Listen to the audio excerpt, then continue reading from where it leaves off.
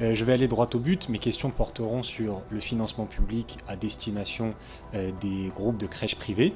Donc quand on dit argent public, vous l'avez bien décrit depuis tout à l'heure, alors on a la PSU, on a la PAJE, mais on a aussi le crédit d'impôt famille, on a aussi la déductibilité quand une entreprise achète un berceau de l'impôt sur les sociétés. Tout ça fait beaucoup d'argent. Savez-vous aujourd'hui, si on cumule tous ces dispositifs, quel est le montant des aides, enfin des subventions publiques à destination de ces entreprises de crèches? Voilà. Peut-on dire aujourd'hui combien cela représente? Et si, j'ai l'impression que la réponse est non, au vu de ce que vous nous avez dit tout à l'heure, et là je m'adresse au Président. Monsieur le Président, je pense que la commission d'enquête doit obtenir ce chiffre. Voilà. Nous devons savoir, il faudra solliciter l'administration, il faudra demander, il faut savoir combien d'argent public va vers ces entreprises de crèches.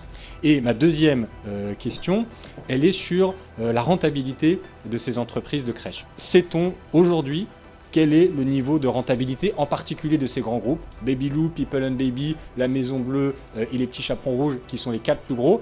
Ils bénéficient d'énormément d'argent public. Sait-on quel est leur niveau de rentabilité? Et là aussi, je m'avance si jamais la réponse est non. Je me tourne à nouveau vers le Président. Il nous faut cette réponse-là. Je pense que cette commission d'enquête, si elle veut faire la preuve qu'elle est en capacité d'obtenir des informations, il faut que nous obtenions ces chiffres. Alors à la deuxième question, la réponse est certaine.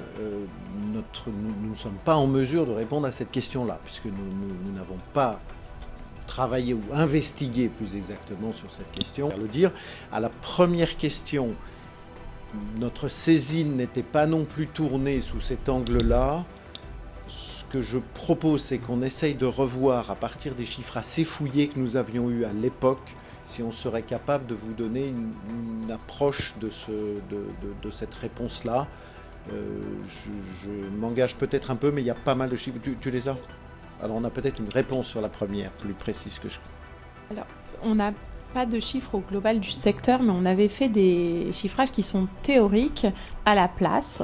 Et donc ce qu'on montrait, c'est que les financements publics pouvaient excéder le coût à la place de revient, le coût de revient de fonctionnement. Et c'est pour ça qu'on proposait de plafonner le crédit d'impôt pour ne pas permettre ce type de situation qui nous semblait, pour le coup, pas être une bonne adéquation, une bonne utilisation des moyens publics. Même